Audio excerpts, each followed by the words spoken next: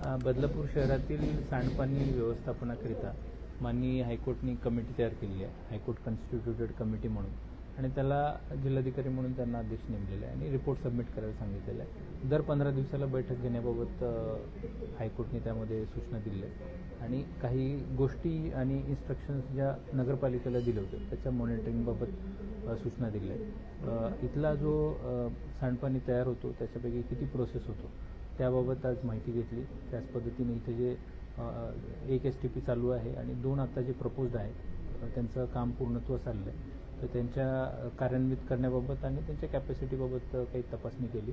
आपल्याकडे इथे बदलापूरमध्ये सेकंडरी प्रोसेसिंगपर्यंत होतो, जे की मॅक्झिमम शहरांमध्ये तीच परिस्थिती आहे. तर टर्शरीसाठी काही करता येईल का? ऑलरेडी नगरपालिका एक प्रपोजल फॉलोअप घेत आहे, वर्ल्ड बँकेच्या फंडिंगसाठी प्रयत्न करत आहे.